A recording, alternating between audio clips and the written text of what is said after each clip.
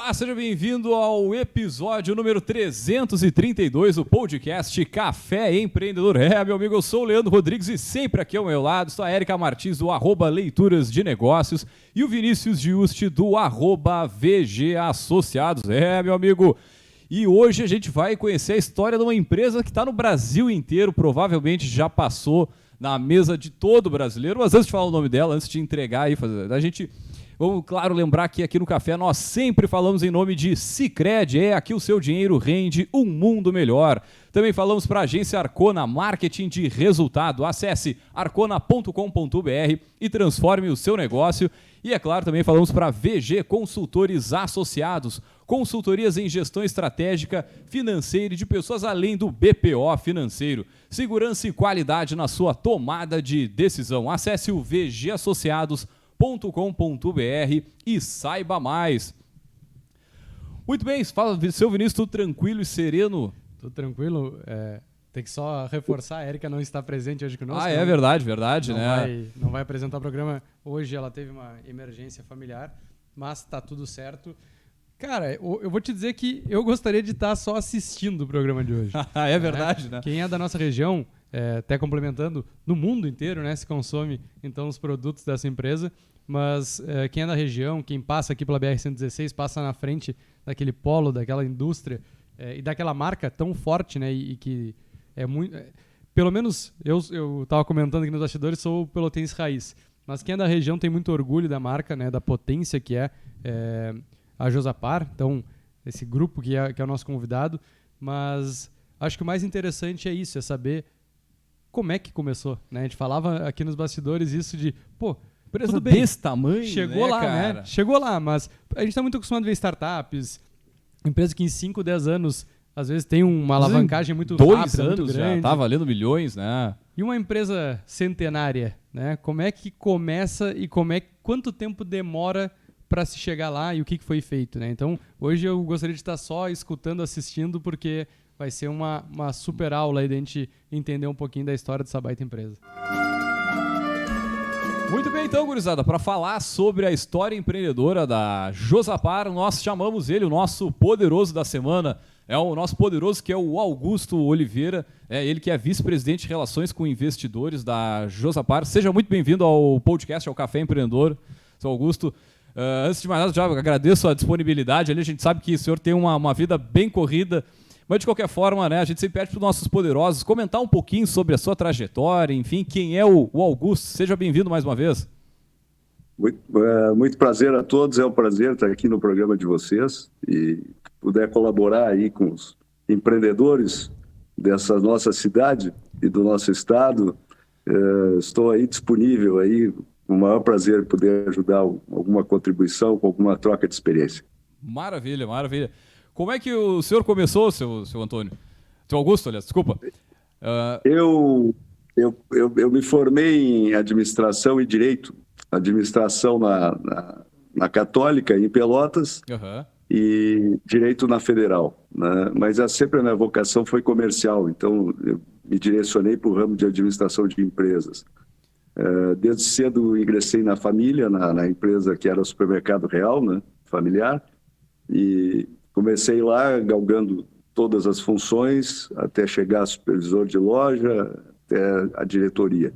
Foi uma experiência muito boa que o varejo propicia, porque o varejo te abre portas, né? Você tem que entender de tudo, de logística, de recursos humanos, de manutenção, né, de ponto comercial, que é fundamental, né, para qualquer negócio, né?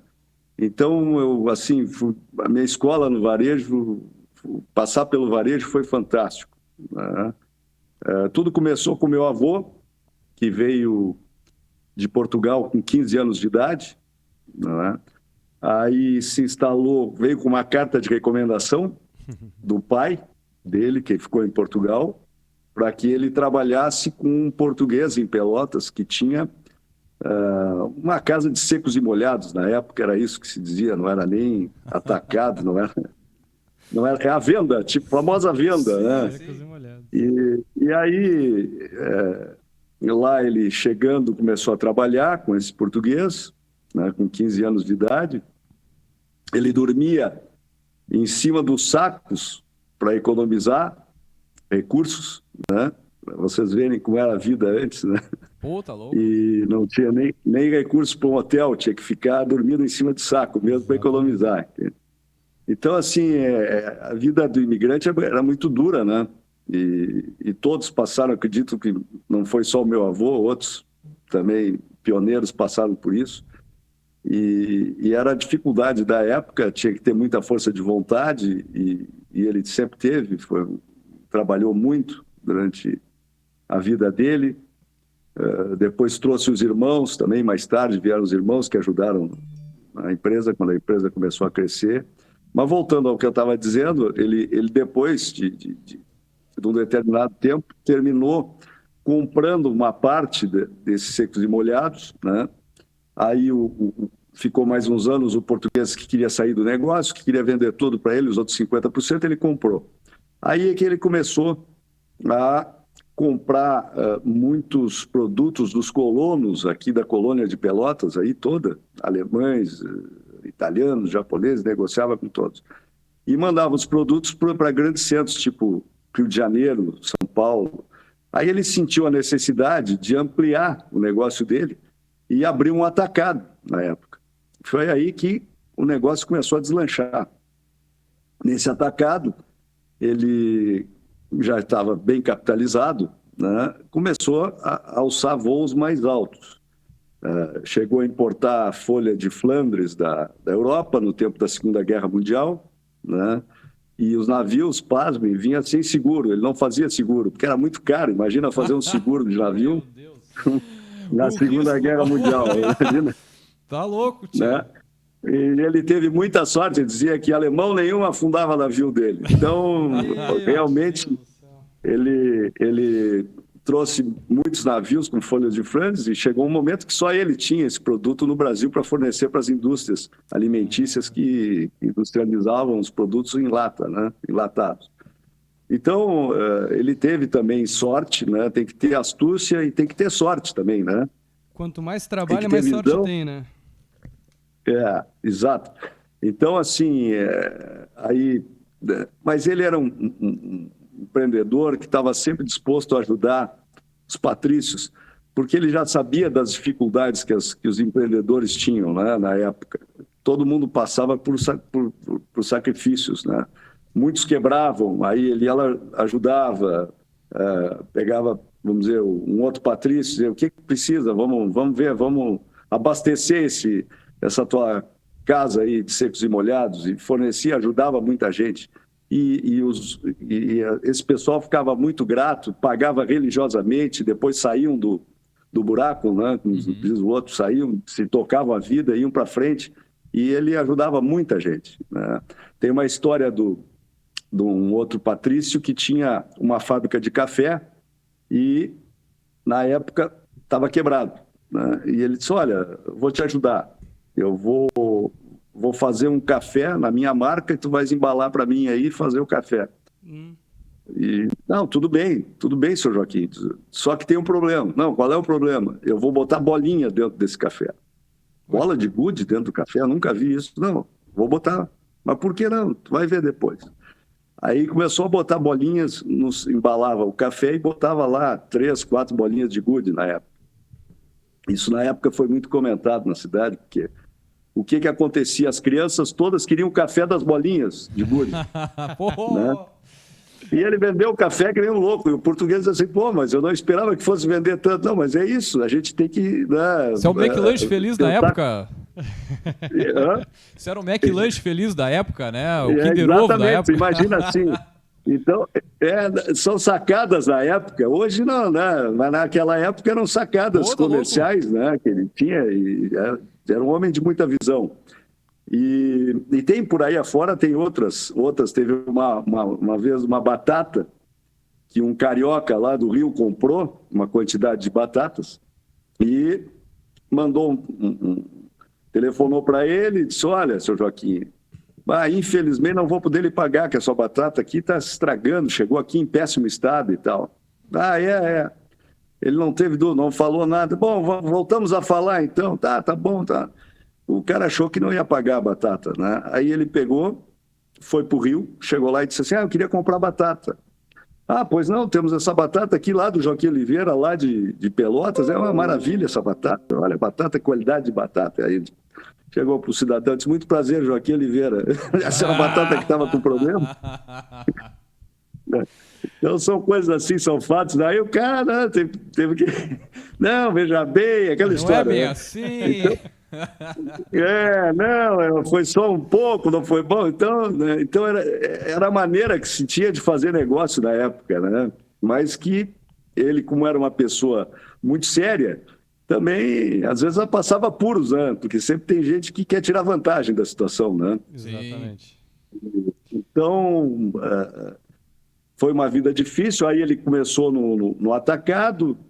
Aí ele notou que, vamos dizer, o que valia na época eram os campos altos, não o campo baixo. Campo baixo não valia nada, campo que alagava, campo que, né, todo mundo, os fazendeiros só valorizavam o campo alto e tal. E ele disse, bom, eu vou começar a comprar campo baixo, isso em 1943, imagina.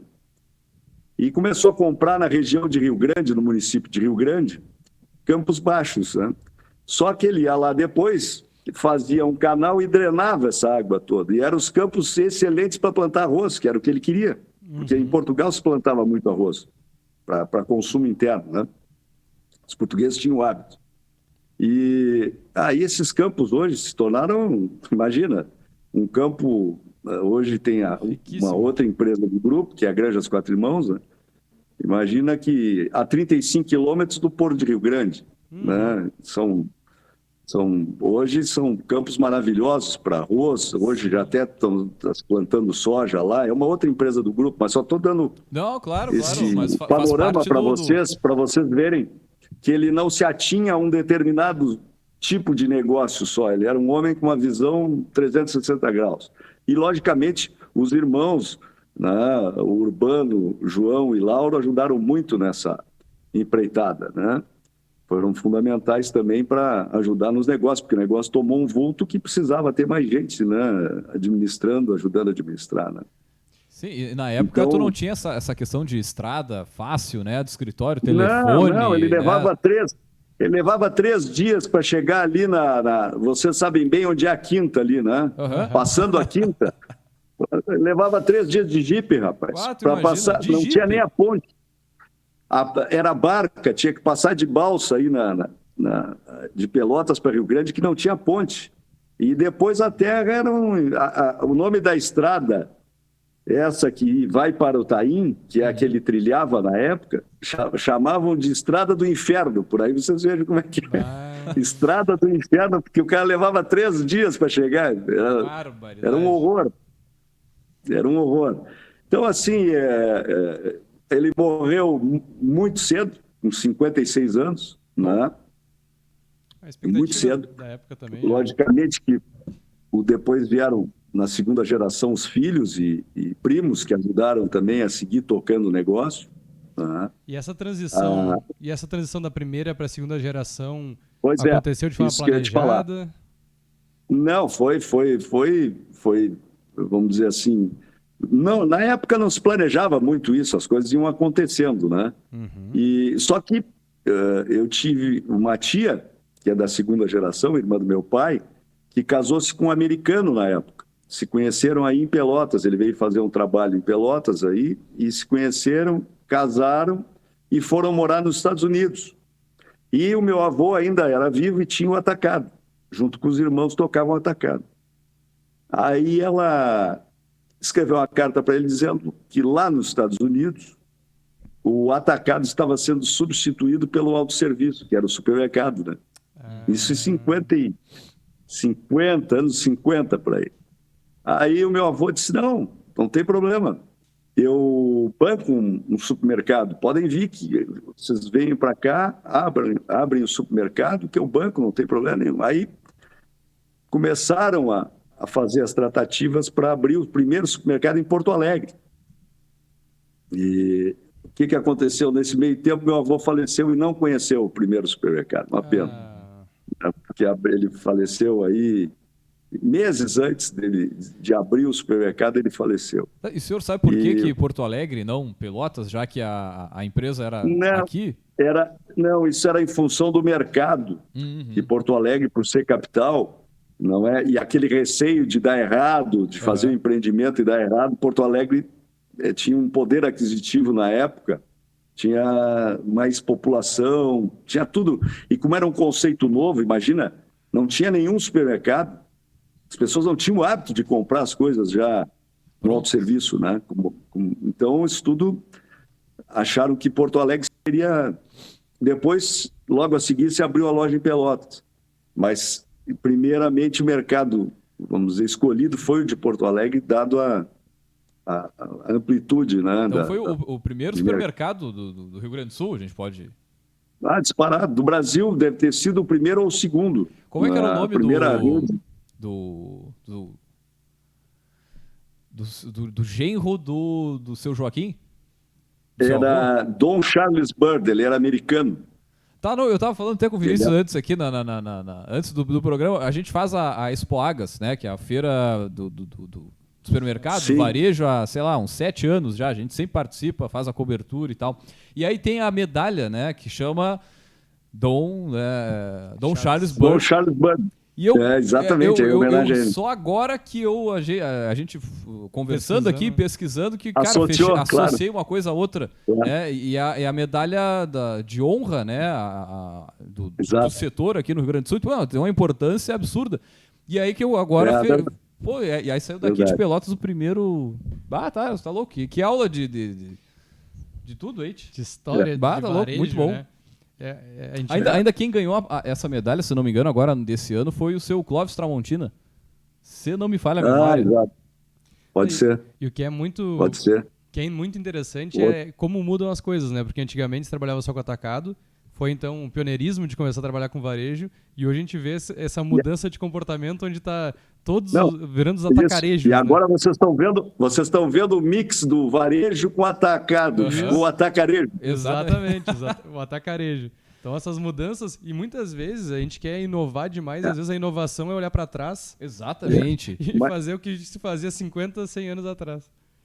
É que a gente sempre tem que estar ligado no que o consumidor quer, né? No que ele necessita, o que vai de encontro às necessidades dele, né? E agora o atacarejo é um modelo que se firmou, que está muito forte em função do preço, né? Que ele tem ele é uma operação de custo mais baixo que a do supermercado e do hipermercado. Vocês vejam que o hipermercado ficou no meio do caminho. O que é um hipermercado agora? Ele não sabe mais o que ele perdeu a identidade. Exatamente. É o shopping de cidade pequena hoje em dia, né? Cidade pequena que não tem shopping, né? Normalmente aí o hiper, né? Era o supermercado da cidade. Exatamente, mas hoje ele vai ter que... Os hipermercados estão se reinventando, eles estão virando atacarejo, né? Por quê? Porque eles não conseguem ser nenhuma coisa nem outra, eles têm que ter custo baixo. Para ter custo baixo, ele não pode seguir operando da forma que ele opera como hipermercado, entendeu? Então ele tem que baratear os seus custos para poder oferecer preço, que é o que todo mundo quer hoje. Né? Claro que o produto de qualidade sempre vai ter, vamos dizer, o segmento dele, né? Que é o caso nosso. A gente tem produto, por exemplo, o arroz Tio João é o premium, né? Que vocês conhecem. Tem a marca Meu Biju, que é a segunda marca, que é uma marca mais acessível, mas que a base é a mesma do Tio João. Ou seja, ninguém para a máquina para dizer, agora nós vamos trocar o arroz. Não, o arroz é o mesmo. A base é a mesma. Só que no Tio João você tem 100% de grãos nobres, né? E no Biju já não tem todo esse percentual, né? De grãos, já tem mais grãos quebrados, entende? Mas a base é a mesma, o sabor vai ser o mesmo do arroz. A peneira que muda o tamanho ali. É a mesma. Ela só muda isso, só muda a graduação, digamos assim, né? Perfeito.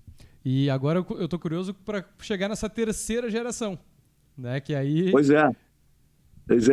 Bom, hoje a empresa já se encontra profissionalizada, já, né? A própria segunda geração e meia já começou esse processo de profissionalização, né? E agora nós estamos na terceira geração, né? E já olhando para frente, daqui a pouco já vem a quarta aí, já está Entende? Porque ninguém é eterno, né? Ah, não. Então, mas hoje, vamos dizer assim, a gente se orgulha muito, não é, de ter começado nosso negócio em Pelotas, porque toda essa cultura pelotense, todo esse cuidado com a qualidade, né, e essa, digamos, essa transparência, essa honestidade de fabricar produtos, industrializar produtos honestos, digamos assim, é a cultura dessa cidade aí, né? Com certeza. É a cultura daí, né? E que tamanho, né? Eu ia questionar porque a gente vislumbra, né, todo esse empreendedorismo que vem lá, desde a primeira geração, sobre diversificar os negócios, né? Sobre expandir os negócios e não pensar pequeno, com colaboração, óbvio, né? Como o senhor deu vários exemplos de ajudar os demais. Óbvio que são sementes que plantamos, que semeamos e que a gente colhe depois no futuro. Mas como é que tu enxerga qual foi o momento da virada de chave, assim, para conseguir expandir essa marca de fato, né? Porque hoje a Tio João, enfim, a marca Tio João, ou o grupo, ele exporta para mais de 40 países, né? Certo. Teve essa influência também, né, do genro americano, que conseguiu abrir um pouco mais os horizontes?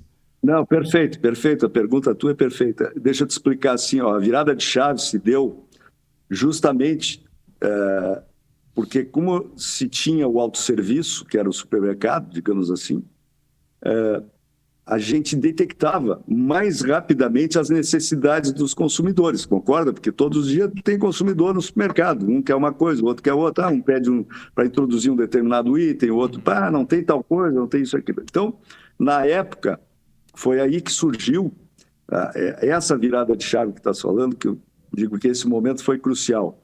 O que aconteceu? Era tudo a granel, vocês são jovens, não viram isso, mas você chegava, a mãe de vocês provavelmente tinha que escolher arroz, tinha que escolher feijão, perdia horas escolhendo o produto lá. Não, hoje o que vai ter amanhã? Hoje vai ter arroz, mas aí ficava lá, perdia um tempo enorme escolhendo os grãos, separando os grãos imperfeitos ou alguma sujeirinha que tinha na época e tal. Bom, então a gente viu o seguinte, a minha tia até que não via, eles iam muito para os Estados Unidos e viam todas as novidades que aconteciam lá e traziam para cá, né?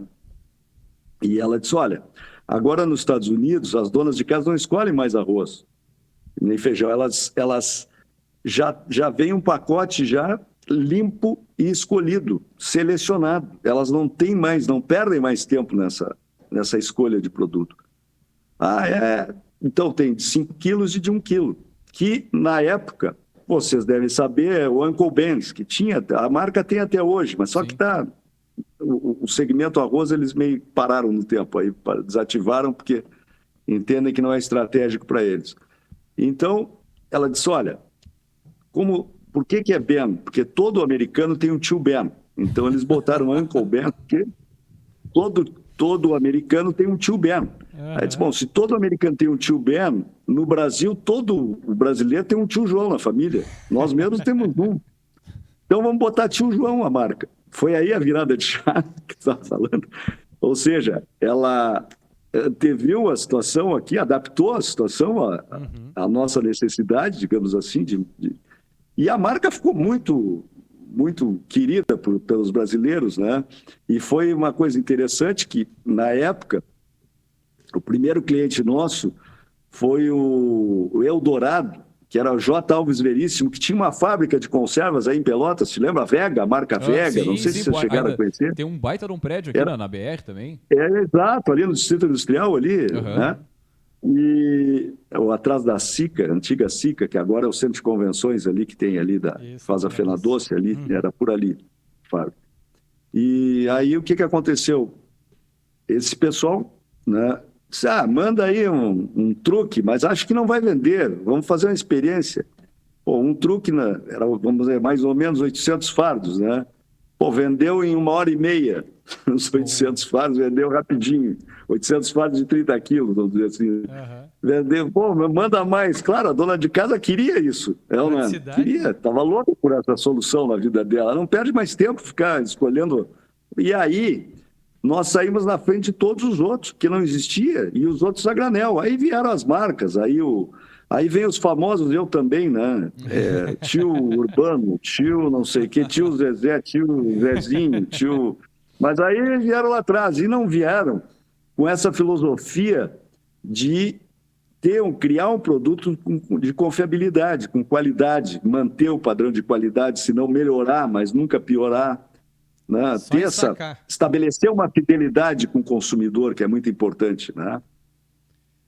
Então, claro, a partir daí, eu te conto fatos assim, muito engraçados, porque eu canso de, às vezes, ir para o Uruguai e atravesso o Chuí, ali do lado, e passo para o lado do Uruguai, vou numa loja e tal, e às vezes as pessoas dizem, eu atravesso a rua aqui para ir lá comprar tio João, e o Uruguai é produtor de arroz. Sim. E o Uruguai é exportador de arroz, né? Exatamente. Então vocês vejam o que quando se estabelece um vínculo com o consumidor, isso é que eu digo é muito importante, entende?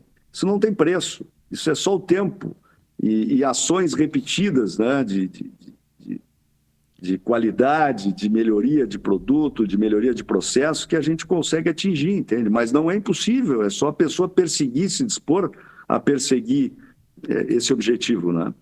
E acho que interessante também na história é também essas tomadas de decisões, né? Como o senhor comentou, o supermercado Real, né, que era da família que ajudou, mas também teve um momento que vocês venderam essa marca e esse Exato. grupo, né? Sim.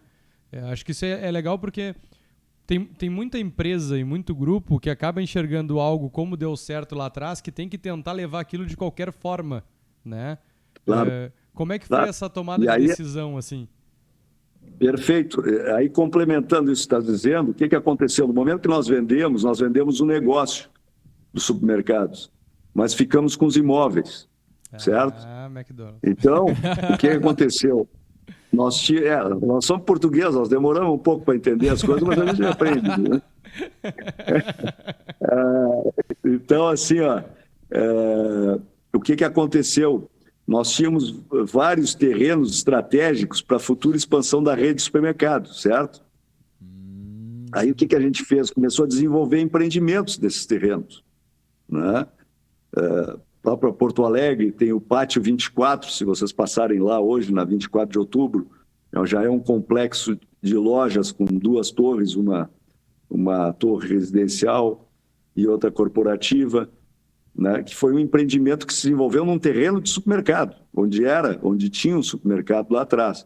Então, por exemplo, o próprio shopping aí de Pelotas, né, hoje o shopping é do grupo, né, o Shopping Pelotas, com outros sócios, logicamente, mas é um empreendimento que a gente desenvolveu aí em Pelotas, porque a cidade precisava de um shopping center, tinha que ter um shopping. Com certeza. Depois de tantos esqueletos, teve um. Exatamente. Então, aí a gente tem outros empreendimentos num bairro em Porto Alegre, né, na zona sul de Porto Alegre, desenvolvemos outro também em cima de um terreno de supermercado, e temos vários outros terrenos aí em Pelotas mesmo, estratégicos para nós, que vão virar empreendimentos imobiliários. Porque hoje a gente tem uma empresa imobiliária que é a Real Empreendimentos Imobiliários, que é que é acionista do shopping aí em Pelotas, tem condomínios aí em Pelotas, tem várias, nós temos muitos terrenos aí em Pelotas, muitas propriedades, né, que a gente está desenvolvendo, à medida que, claro, vai surgindo, o mercado vai evoluindo, né. Então foi um aprendizado muito bom, né, por isso, quer dizer, hoje a gente está no ramo imobiliário, né, do varejo passou para o imobiliário, né. Não, o legal é ver essa quantidade de decisões nos negócios e numa época que muitas vezes não era tão comum assim, essas viradas de chave, essa venda, essa entrada num novo mercado, né? Isso me chama atenção, porque é mais comum a gente discutir esse tipo de assunto, né? Pelo menos do que eu estudei, assim, cara, 2005, 2000 para cá, passa a ser um pouco mais comum, mas ver empresas fazendo isso, né, lá atrás, nos anos 80, 90... É um pioneirismo também nesse sentido. E digo para vocês o seguinte, eu digo sempre isso, a nossa empresa vai fazer 100 anos, né, em novembro. Então, 100 anos no Brasil, e os empreendedores aí vão me dar razão, 100 anos no Brasil equivale a 500 nos Estados Unidos.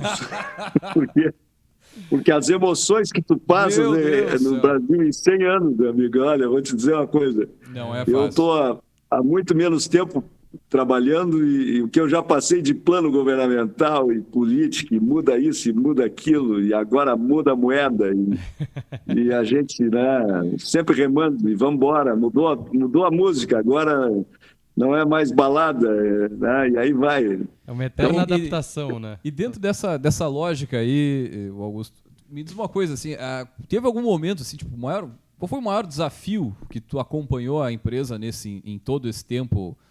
Qual foi a situação mais pavorosa, vamos dizer assim, que de repente dizer assim, pô, mas acho que podia vender tudo e, sei lá, morar no campo? Ou se nunca passou isso também na cabeça, né?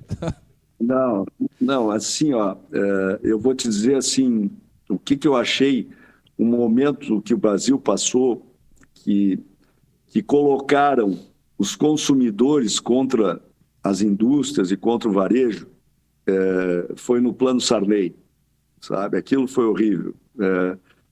Não sei se vocês se lembram, se vocês procurarem aí, vocês vão ver, até a Polícia Federal andava caçando boi no pasto, porque começou a faltar carne, e eles achavam que os fazendeiros estavam boicotando o plano, entende? Então, esses absurdos do Brasil que acontecem, entende? De manipularem, tentar manipular a opinião pública, botar uns contra os outros, que cá para nós não tem vencido nem vencedor, nós estamos no mesmo barco. Nós temos que andar junto, caminhar junto, todo mundo, não tem essa história, né, de ficar... não... Então, aconteceu esse Plano Sarney, foi uma situação, um momento muito delicado, não é? Que andavam tentando prender tudo que era... Se é dono de supermercado, tem que prender. Se é lojista, tem que prender porque está remarcando. Ninguém... Não tem como. A indústria chega para ti e diz assim, meu custo agora não é mais 5, é 7. Sim, eu vou seguir comprando a 7 para vender a 5. Não tem como. Eu não vou comprar. Quem é que me obriga a comprar com prejuízo? Ninguém. Ninguém vai fazer negócio para quebrar. Porque depois que você quebra, também ninguém lhe estende a mão. É por aí. Então, assim, foi um momento que eu achei que, claro, o Brasil precisava talvez passar por isso, até para o consumidor amadurecer e ver que não tem milagre. Não é?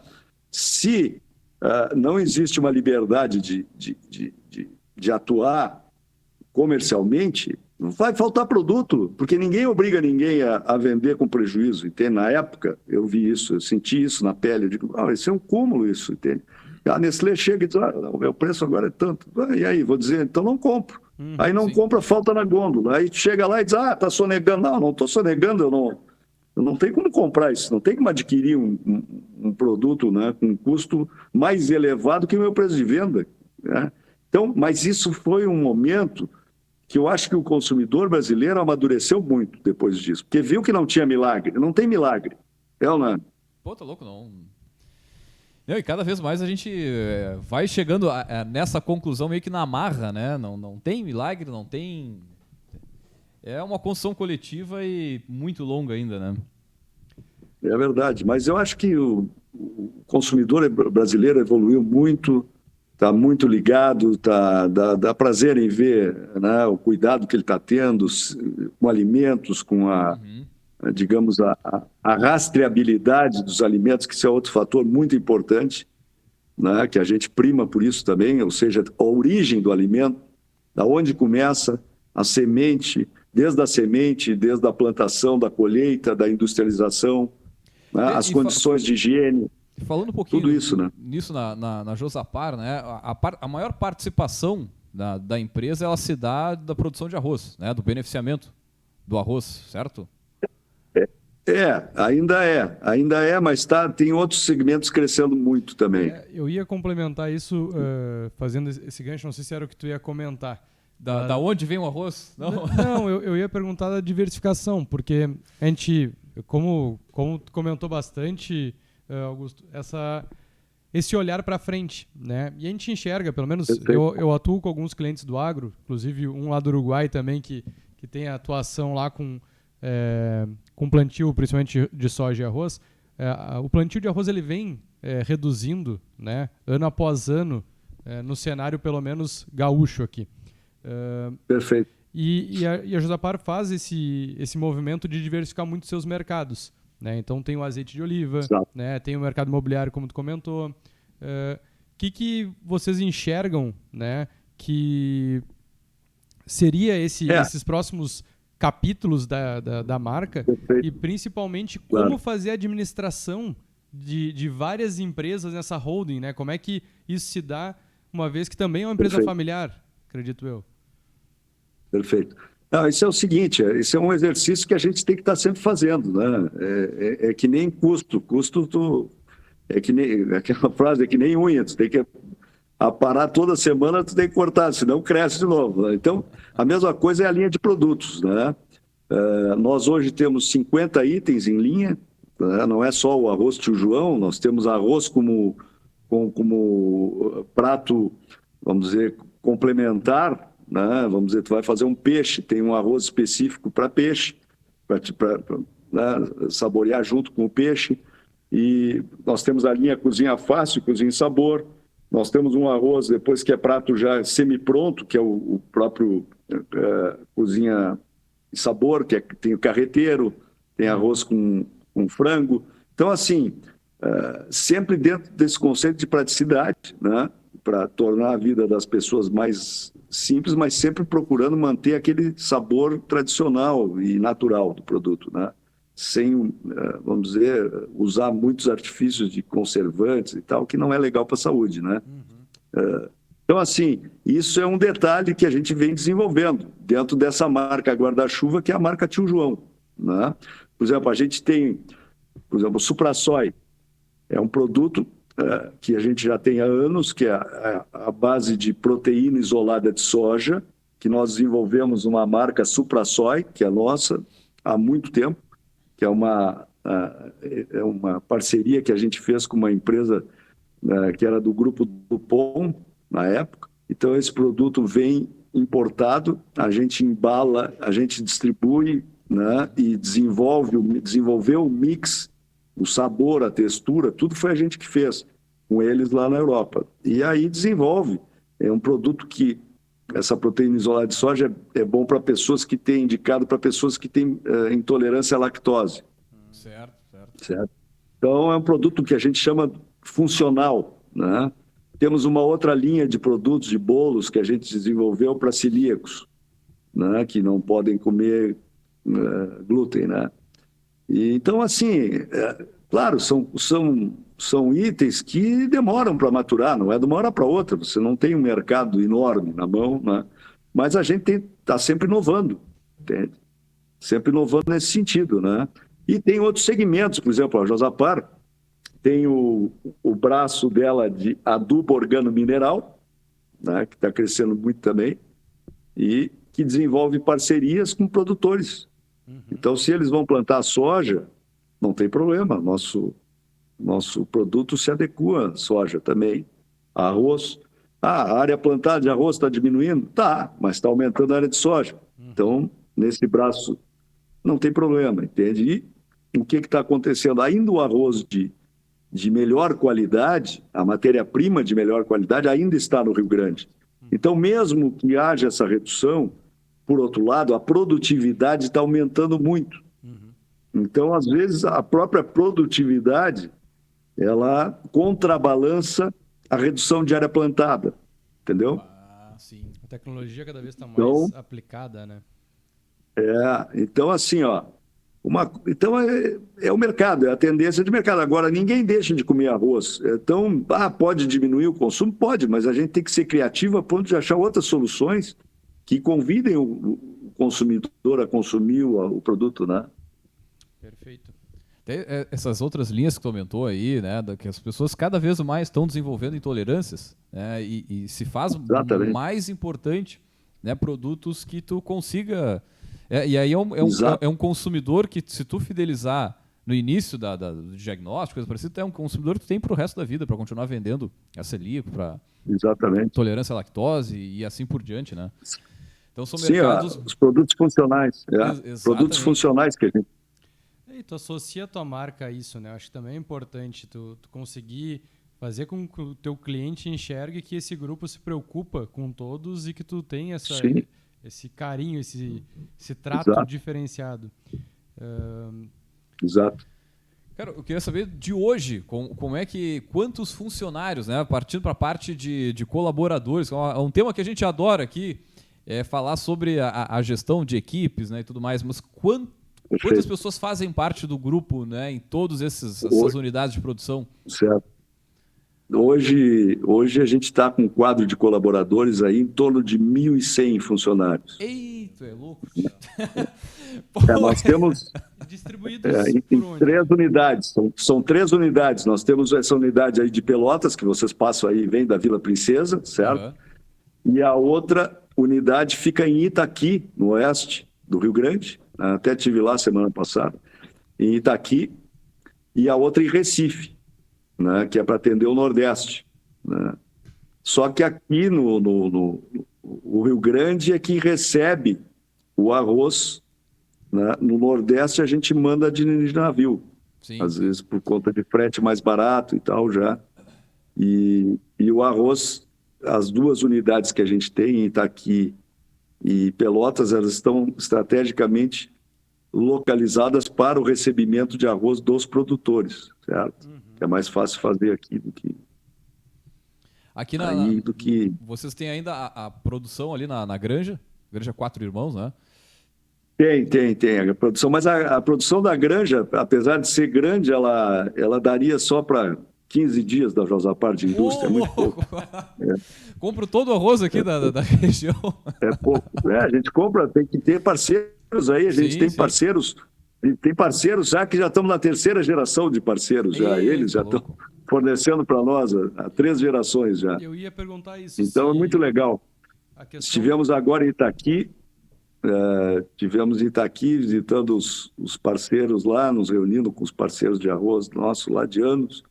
Muito legal, foi um momento muito interessante da gente ver, discutir, debater com eles as tendências, o que... Foi muito legal. Tem que estar próximo do pessoal, né? Parceria é parceria, né? Não dá para... Eu ia perguntar, esse arroz ele vem do Rio Grande do Sul, também é importado? Não, o nosso todo do Tio João só se faz Tio João com arroz produzido no Rio Grande do Sul. Ou no oeste, ou na região de Pelotas, Rio Grande e Santa Vitória. Que maravilha. Você não consegue tirar a qualidade, digamos, do Tio João, com arroz do Centro-Oeste, com arroz de Santa Catarina, esquece, é a região. Por quê? Porque o que dá o sabor também é a terra, são os nutrientes da terra, certo? Por que vocês vão para o Uruguai? Mas o queijo do Uruguai é diferente, o sabor, o doce de leite é diferente. Porque são os nutrientes onde o gado pasta que dá diferença no sabor, no produto acabado, no produto final. E o arroz nosso, se vocês forem comer arroz no Uruguai, vocês já vão ver que não é a mesma coisa. Não é. Entende? O arroz, para fazer Tio João, não adianta. Tem que ser daí. Show de bola. Aí tá me dando uma fome aqui, esse bate-papo. Perto do 20 de setembro, aqui, vocês estão falando assim, eu fico pensando no carreteiro, carreteiro de churrasco, que é um espetáculo. Verdade. Melhor carreteiro é com a sobra do churrasco. Sim, justo. É verdade. Muito bem, já chegando assim na finaleira, passa bem rápido aqui. Seu Augusto. Já passou 1 hora? Não, o troço é ligeiro, é ligeiro. O que o senhor pode comentar conosco aí sobre os planos, né, de futuro aí da Josapar? Né, quais são, não sei o que pode falar, porque uma empresa desse tamanho, imagino, deve ter coisa bem estratégica que é mais complicado. Eu não posso abrir muito, porque como é uma empresa também a CVM fica em cima da gente, aí não dá para ficar, também eu não posso... Mas a gente vai seguir, digamos, nesse rumo, né, de sempre entregar aos consumidores, identificar primeiramente, depois entregar aos consumidores produtos que venham satisfazer as suas necessidades, né? Então, dentro dessa filosofia, desse conceito, a gente vai seguir trabalhando, entende? É o que a gente vai fazer, né? Até, seja em qualquer segmento, né? Nós vamos... Dentro desses segmentos tem muito ainda para se fazer, tem muita coisa a ser feita.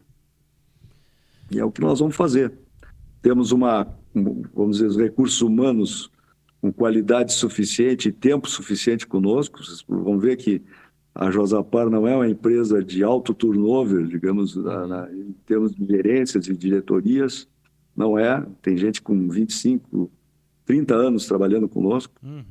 Isso é para nós, a gente preza muito os recursos humanos, valorizamos muito, respeitamos muito, porque ninguém faz nada sem gente, ninguém faz nada sem recursos humanos. Pode ter o capital que tiver, pode ter o know-how que tiver, mas se não tiver as pessoas ali, né, comprometidas com o negócio, não adianta. Não vai nem na esquina. Vou falar uma curiosidade. Quando eu comecei a prestar consultoria, há quase 10 anos atrás, um dos primeiros trabalhos que eu fiz foi uma pesquisa de remuneração estratégica aqui na região. Eu dava aula, né, no pós-graduação, e era uma coisa que sentia-se muita falta quando se montava planos de cargos e salários. E a Josapar foi uma das empresas que participou das minhas 3 edições da pesquisa de remuneração. O Denilson, que era o diretor de RH na época, participou, e daí o volume, né, de cargos e de pessoas foi muito importante lá nesse início. Então, fazer esse agradecimento para a Josapar na figura do senhor e dizer que... Muito obrigado. Isso é bem interessante. Claro, eu tive acesso às informações confidenciais, óbvio, né, de quantidade de pessoas, salários, mas isso chamava atenção, a quantidade não só baixo turnover, naquela época eu não teria esse dado, mas sim da quantidade de pessoas há tanto tempo lá. E que a gente vê, né, as pessoas que a gente conhece que trabalham na Josapar são pessoas que fazem carreira dentro da Josapar, né? Não é apenas mais uma empresa, mas provavelmente a única empresa, né? Casualmente estava com o Denilson, essa semana passada lá, estava com o Denilson lá. O Denilson agora está em Itaqui. Ah, ele está lá? Está tocando a unidade de Itaqui agora. Que maravilha, que maravilha. Legal. Show de bola, show de bola. Não sei se tem mais alguma aí, teria várias aqui para perguntar aqui pro nosso poderoso, né? Na verdade, o assunto aqui a gente tem para 3, 4 programas, tá mas louco, temos a limitação do tempo do podcast, mas acho que a gente pode chamar o estante que faz essa introdução e depois a gente vai pro Goto. Não, tu diz não é estante, o outdoor. O outdoor. Seu Augusto, a gente tem um quadro aqui que é o seguinte, é o outdoor do empreendedor. Então a gente pede pros nossos poderosos botar uma faixa lá na Avenida Paulista, faixa assim, ó, tamanho 40x4, Brasil inteiro vendo aquele trânsito, aquela emoção, ou até, se a gente quiser mais tecnológico, é o arroba de um famoso, o arroba de quem hoje? Quem é que tá bombando aí nas redes sociais? Enfim, não vem ninguém, né? Só vem coisa política, vamos deixar pra lá. A rede social hoje tá virada em política, né? Vamos deixar agora é só política, né? Barbaridade. Mas enfim... a gente sempre pede para deixar uma mensagem para outros empreendedores, algo que sei lá, que seja uma frase sua, uma frase que você tenha ouvido, enfim, algo que faça sentido para ti aí, Augusto. Olha, eu acho sempre, a gente sempre tem que tentar identificar, né, quais são as necessidades dos consumidores e os desejos deles. Isso é fundamental para qualquer negócio, né? Isso eu acho que é o ponto inicial, o ponto de partida para qualquer negócio. E depois, eu diria que, logo a seguir, tem que saber escolher um ponto que o empreendedor vai se instalar, né, para ficar estrategicamente colocado e em sincronia com o negócio ou com o produto que ele vai oferecer, seja via online, seja ponto físico, seja o que for. São coisas que eu acho assim fundamentais, que aí já tem, digamos, uma chance de 80% de êxito. O resto é a operação, tocar a operação do dia a dia, se cercar de gente competente e séria, né? Também é importante. Muito bem, show de bola. Baita frase. Bueno, vamos puxar o nosso outro quadro aqui, o Gotas de Inspiração. Esperando a trilha, tu vai botar a trilha Vai pra ter mim. trilha, tem trilha. Cara, só um calma. pouquinho.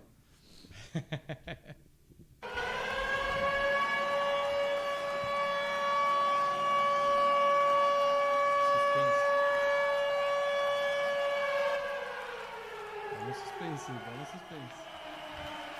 Esse fez que travou aqui a máquina. Tá bom. Pausa dramática. Agora vai. Agora vai. Tá chegando. Aí. O pessoal que tá ouvindo assim agora no ônibus, no carro, deve estar dando risada, né? Mas é assim que é bom, né? Vamos lá. No longo prazo, a qualidade das nossas vidas depende da qualidade dos nossos hábitos. Pô, essa aí é... Vamos forte, repetir para o pessoal que está nos escutando refletir um pouquinho mais. No longo prazo, a qualidade das nossas vidas depende da qualidade dos nossos hábitos. Uma frase do James Clear que muito boa. Estaria vinculada no nosso próximo instante aí, que é hábitos atômicos. Muito bem. Até diria uma, complementando essa, que nós somos o que nós consumimos. Olha! É verdade, muito bom, Tanto de alimentação quanto de entretenimento, de tudo, né? É verdade. Escutamos. É verdade. Se quiser. Quem está escutando, então, já está muito bem, porque está nos ouvindo, né? Tá ouvindo tá nutrindo, o podcast do Café Empreendedor, a história da Josapar. Nutrindo o desenvolvimento do seu negócio. Tá. Olha só, pô, ficou bonito isso, hein? Um passo à frente. Vamos ter vários recortes aí pra gente postar. Barbaridade. Tá bem. Muito bem, senhor. Olha, foi um prazer aí estar com vocês aí. Pô, a gente que agradece, assim. A gente sabe que a agenda do senhor ela é corrida pra caramba, porque conseguir uma horinha, eu sei que foi bem complicado. De qualquer forma, a gente sempre agradece. E não sei se tem algum contato, algum local, o pessoal que queira fazer parte da Josapar, enfim, procura lá direto no site, tem tudo. Tem tudo lá. No www.josapar.com.br tem tudo. Tem a nossa rede social também. Show de bola. Maravilha. Qualquer coisa. Estamos às ordens para atendê-lo. Tá bom, então, seu Antônio. Agradecer. Seu Augusto, pô, barbaridade. A gente vai ter que botar uns Nossa pinos no programa. Tem que mudar o meu nome, mas um pouco vou mudar. Que vergonha. Mas quem sabe faz ao vivo, já diria o Faustão. Tudo não é o com meu A. caso. É tudo com A, tá tudo... Tá bem. Seu Augusto, Uma vez, muito obrigado aí. Pô, uma aula de administração de negócios aí. Certamente nada. nossos ouvintes aí vão ficar muito felizes em conhecer a empresa que